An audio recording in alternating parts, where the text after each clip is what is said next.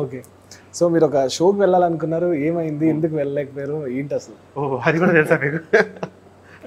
అది ఏమో అండి. అంటే మన చేతిలో ఏముండదు కదా!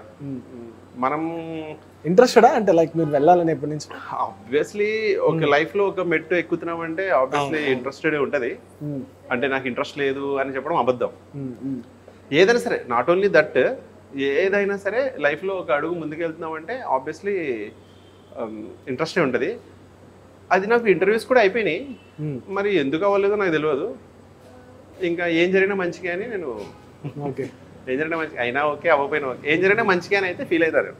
ఏం జరిగినా మంచిగా ఓకే. సీరియల్స్ ఎలా అనిపించాయి? అంటే లైక్ కంప్లీట్ డిఫరెంట్ కదా! ఇది వచ్చేసి మార్నింగ్ టు నైట్ ఉంటుంది. అండ్ ఈ స్కెడ్యూల్ వచ్చేసి చాలా హెక్టిక్ ఉంటుంది. లేదండి, అది ఇష్టం కాబట్టి, ప్యాషన్, మనకి యాక్టింగ్ అంటే ఇష్టం కాబట్టి మనకి అంత కష్టం అనిపించదు. ఇంకా బాగా చేద్దాము. యాక్టింగ్ అంటే నేర్చుకునేదే, ఇది లైక్ సముద్రం లాంటిది. మనం ఎంత నేర్చుకున్నా కూడా ఇంకా ఉంటుంది. మనం ఏం గొప్ప గొప్ప యాక్టర్స్ కాదు, నేర్చుకుని ఉండాలి మెలకువలు కొత్త కొత్తవి. ఎప్పటికప్పుడు నేర్చుకోవాలనే ఉంటుందండి. ఎప్పుడు కష్టము అట్లా ఉండదు. ద బెస్ట్ ఇచ్చామా, నేనైతే అట్లనే ఫీల్ అవుతా.